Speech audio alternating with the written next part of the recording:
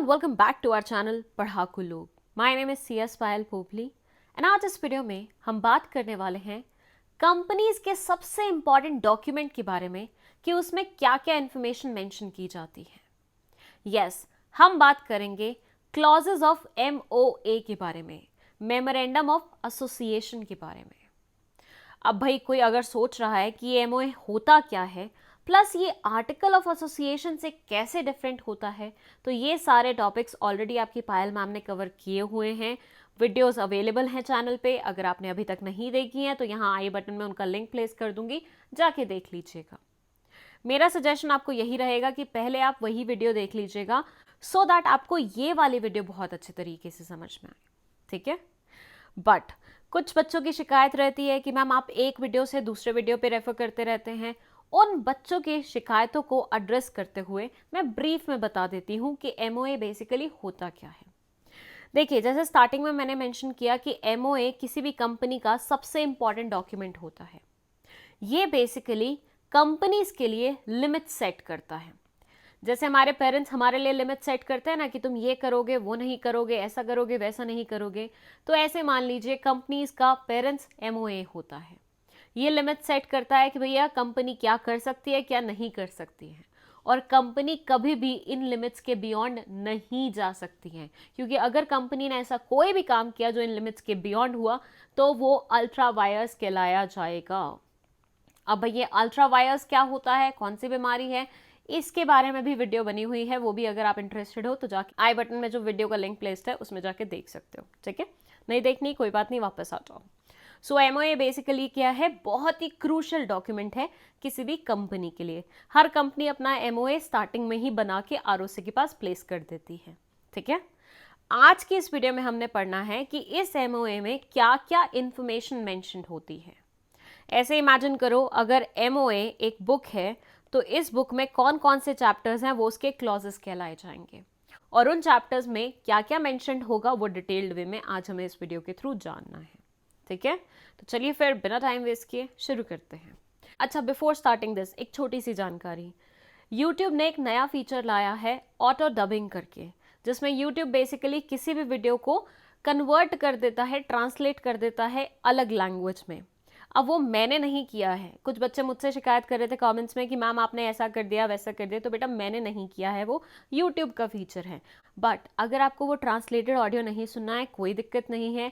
Settings का एक button होता है वीडियो में, उस पर आपको क्लिक करना है, वहाँ लैंग्वेज आएगी, उस लैंग्वेज में आपको ओरिजिनल लैंग्वेज या फिर हिंदी लैंग्वेज चूज करना है। वहाँ पे आपको मेरी ओरिजिनल वॉइस में पूरी वीडियो देखने का मौका मिल जाएगा, ठीक है। बात करते हैं हम हमारे फर्स्ट क्लॉज के बारे में, जिसका नाम है नेम क्लॉज। अब भाई नाम से ही समझ में आ रहा है, इसमें हम क्या करेंगे, इसमें हम कंपनी का नामकरण करेंगे। मतलब कंपनी के लिए जो नाम हमने डिसाइड किया है वो हम इस पर्टिकुलर क्लॉज में लिखेंगे। हम सब जानते हैं, जैसे मेरा, आपका, हमारे पड़ोसियों का, हमारे दोस्तों का, हमारे दुश्मनों का, सबका नाम होता है, वैसे ही कंपनीज का भी अपना अलग एक नाम होता है।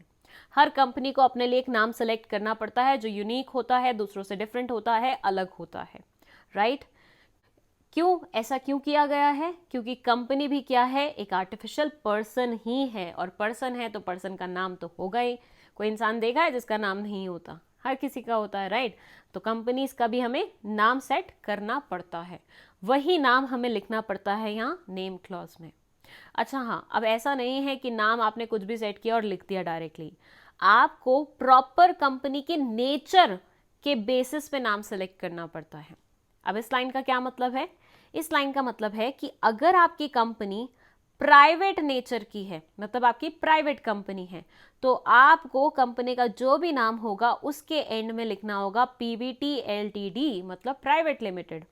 अगर आपकी कंपनी पब्लिक नेचर की है तो आपको लिखना होगा सिर्फ लिमिटेड नाम के लास्ट में, और अगर आपकी कंपनी OPC है तो आपको PVT LTD के साथ साथ OPC भी मेंशन करना होगा। हाँ, जो सेक्शन 8 कंपनी होती हैं, जो बेसिकली वेलफेयर के लिए डेवलप करी जाती हैं, क्रिएट की जाती हैं, उनको ये वाली फॉर्मेलिटी अपनाने की कोई ज़रूरत नहीं होती। बट उसके अलावा बाकी सारी कंपनीज को अपने नाम के पीछे ये सफिक्स लगाना पड़ता है। और इसको देख के पहचान की जा सकती है कि कंपनी किस नेचर की है। अगर आपके सामने लिखा है XYZ PVT LTD तो आप नाम से ही समझ जाएंगे ना कि प्राइवेट नेचर की है। तो ऐसा ज़रूरी होता है ये सारी चीज़ें मेंशन करना, ठीक है। और नाम रखते वक्त हमेशा याद रखना है, नाम हमेशा यूनिक होना चाहिए, मिलता जुलता नहीं होना चाहिए। जैसे पेरेंट्स हमेशा सेलेक्ट करते हुए अपने बच्चे का ऐसा नाम सेलेक्ट करते हैं ना कि ये तो बिल्कुल यूनिक होगा, किसी का भी नहीं होगा, ऐसा होगा वैसा होगा, बिल्कुल वैसे ही आपको भी यही करना है। कंपनी का नेम कभी भी ऑलरेडी एग्जिस्टिंग कंपनी से मैच नहीं करवाया जा सकता, ठीक है। चलिए, नेम क्लॉज में बस इतना ही। अब बात करते हैं हम रजिस्टर्ड ऑफिस क्लॉज के बारे में। देखिए, हर इंसान एक पर्टिकुलर रिस्पेक्टिव जगह पे रहता है। अगर उससे वार्तालाप करनी होती है तो हमें उस पर्टिकुलर रिस्पेक्टिव जगह जाना पड़ता है या फिर अपना कम्युनिकेशन वहाँ पे भेजना पड़ता है, राइट।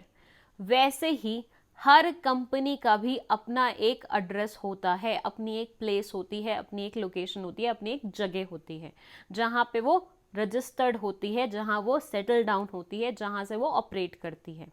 बस यही जगह आपको इस पर्टिकुलर क्लॉज में लिखनी पड़ती है। फॉर एग्जाम्पल, मैं भोपाल में किसी XYZ जगह पे काम कर रही हूँ, अपनी कंपनी को ऑपरेट कर रही हूँ, तो मुझे यही पर्टिकुलर एड्रेस इस पर्टिकुलर क्लॉज में लिखना पड़ेगा और ये मुझे सबमिट करना पड़ेगा ROC को। ये बेसिकली इसलिए किया जाता है ताकि कौन से ROC की ज्यूरिसडिक्शन में आप आ रहे हैं वो देखा जा सके। भाई देखो, अब मैं भोपाल में हूँ, ठीक है, मैंने भोपाल में ही कंपनी खोली है, तो मैं कौन से ROC के पास जाऊँगी? जो MP वाला होगा, राइट, क्योंकि हर स्टेट का ROC डिफरेंट होता है। हाँ, कुछ स्टेट शेयर भी करते हैं but majority of the states have their own ROCs। तो आपको ये रजिस्टर्ड ऑफिस के थ्रू बताना होता है कि आप कौन से स्टेट में रजिस्टर्ड हैं, कौन से ROC का आपके ऊपर हक चलेगा। तो इसमें बस इतना ही रहता है कि आपका रजिस्टर्ड ऑफिस कहाँ है, कहाँ सिचुएटेड हैं आप, काम आप कहाँ से कर रहे हैं, वो सारी इन्फॉर्मेशन आपको इस क्लॉज में मेंशन करनी होती है। ये आपको बेसिकली इनकॉर्पोरेशन के 30 डेज के अंदर अंदर कंपनी को बताना होता है, या फिर अगर आपने पहले ही डिसाइड कर लिया तो पहले ही बता दो, कोई दिक्कत नहीं है। ओके, चलिए नेक्स्ट क्लॉज, ये है सबसे इंपॉर्टेंट क्लॉज। तो मैं यहाँ पे 3 स्टार्स, 4 स्टार्स या 5 स्टार्स बना रही हूँ। इस क्लॉज के बारे में बहुत अच्छे तरीके से पढ़िएगा क्योंकि कई बार कंपनीज की लंका जो लगती है वो इसी क्लॉज के चक्कर में लगती है। यस, देखिए, मैंने स्टार्टिंग में मेंशन किया था कि जैसे पेरेंट्स हमारे लिए लिमिट सेट करते हैं, वैसे ही MOA कंपनीज के लिए लिमिट सेट करते हैं, राइट। तो वो क्लॉज जो कंपनीज के लिए लिमिट सेट करता है वो यही क्लॉज है, ऑब्जेक्ट क्लॉज। ऑब्जेक्ट क्लॉज में बेसिकली हम लिखते हैं कि कंपनी क्या क्या कर सकती है, और अगर कभी कंपनी इसके बियॉन्ड जाके कुछ और करने लग जाती है तो वो गलत माना जाता है, वो नल एंड वॉइड माना जाता है। तो कंपनी को अपना ये वाला क्लॉज बहुत ही ध्यान से बनाना पड़ता है, बहुत ही सोच समझ के बनाना पड़ता है, फ्यूचर को ध्यान में रखते हुए बनाना पड़ता है, क्योंकि इसमें वो सारी चीज़ें मेंशन होंगी जो कंपनी का मेन ऑब्जेक्ट होगा, मेन गोल होगा, जिसके पीछे कंपनी एग्जिस्टेंस में आई है, वो सब चीज़ें यहाँ लिखी जाएंगी। अब जब इसको ड्राफ्ट कर रहे होते हैं ना, तो हम 3 तरह के ऑब्जेक्टिव्स को ध्यान में रखते हैं। पहला होता है हमारा मेन ऑब्जेक्ट, दूसरा होता है हमारा इंसिडेंटल ऑब्जेक्ट, तीसरा होता है हमारा अदर ऑब्जेक्ट। अब इसमें क्या क्या लिखा जाता है एक एग्जाम्पल की मदद से समझ लेते हैं, ठीक है। देखिए, मान लीजिए मेरा दवाई बनाने का बिजनेस है, तो मेन ऑब्जेक्ट में मैं लिखूंगी दवाई बनाना, ठीक है। मेरा दवाई बनाने का बिजनेस है तो मेन ऑब्जेक्ट में मैं क्या लिखूंगी? दवाई बनाना मेरा मेन ऑब्जेक्ट है, यही काम करने के लिए मैंने कंपनी फॉर्म की है। अब भाई देखो, दवाई मैं खुले में तो बेचूंगी नहीं, कुछ ना कुछ पैकिंग चाहिए होगी, कुछ ना कुछ बॉटल्स बनेंगी, कुछ ना कुछ अलग ऐसे वाली जो पैकेजिंग आती है वो सब बनेगी। अगर मैं ये सारी चीज़ें अपने यहाँ बना रही हूँ तो ये मेरा कहलाया जाएगा इंसिडेंटल ऑब्जेक्टिव। ये मेरा मेन ऑब्जेक्ट नहीं है। शीशियाँ बनाना, डब्बियाँ बनाना, बॉक्सेस बनाना, कंटेनर्स बनाना, पैकेजिंग मटेरियल बनाना, ये सारा मेरा मेन काम नहीं है। मेरा मेन काम क्या है? दवाई बनाना। लेकिन उस दवाई को किस चीज़ में हम स्टोर करेंगे, वो अगर काम मैं कर रही हूँ तो वो मेरा इंसिडेंटल वर्क कहलाया जाएगा। इंसिडेंटल वर्क इसलिए क्योंकि ये मेन वर्क से कनेक्टेड है। एंड लास्ट अदर ऑब्जेक्ट्स में वो सारी चीज़ें आ जाएंगी जो A और B में कवर्ड नहीं है, बट जो कंपनी फ्यूचर में कर सकती है। मतलब अभी नहीं कर रही है कंपनी, लेकिन फ्यूचर में माइट भी परस्यू कर सकती है, तो वो सारी चीज़ें हमारी यहाँ कवर्ड हो जाएंगी। ठीक है, तो ये था हमारा ऑब्जेक्ट क्लॉज। सबसे इम्पॉर्टेंट क्लॉज और इसको सबसे ज़्यादा ध्यान से बनाया जाता है, हमेशा याद रखिएगा। ओके, चलिए नेक्स्ट है लायबिलिटी क्लॉज। देखिए हमने पढ़ा हुआ है टाइप्स ऑफ कंपनीज में कि 3 तरह की कंपनीज होती हैं। एक होती है लिमिटेड बाय शेयर्स, एक होती है लिमिटेड बाय गारंटी, और तीसरी होती है अनलिमिटेड नेचर की। लिमिटेड बाय शेयर्स क्या होती है? जिसमें मेंबर्स की सिर्फ उतनी ही रिस्पॉन्सिबिलिटी बनती है पैसे लाने की जितने कि उन्होंने शेयर्स परचेज किए हैं।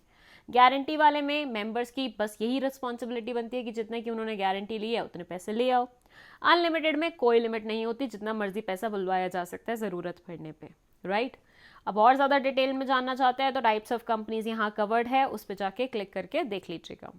वापस आते हैं, आपकी कंपनी किस तरह की है, limited by shares, limited by guarantee या अनलिमिटेड नेचर की, वो आप मेंशन करते हैं लायबिलिटी क्लॉज में।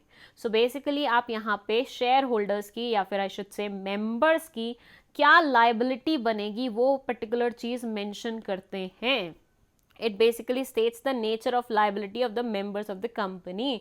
अगर कभी भी लॉस होता है या डेथ्स होते हैं, कभी कंपनी को पैसे की ज़रूरत पड़ती है, तो किस मेंबर की कितनी रिस्पॉन्सिबिलिटी बनेगी पैसा लाने की, वो पर्टिकुलर लाइबिलिटी यहाँ पे मेंशन की जाती है। अंडरस्टूड।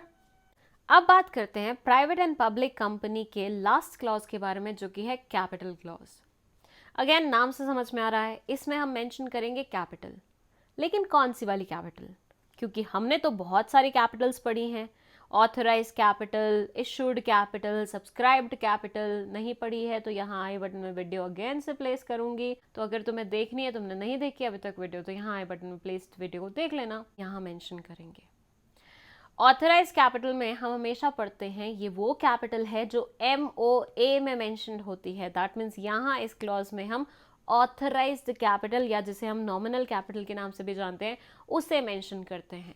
एक कंपनी मैक्सिमम कितना कैपिटल रेज कर सकती है, वो होती है कंपनी की ऑथराइज कैपिटल, वही मेंशन होती है इस पर्टिकुलर क्लॉज में।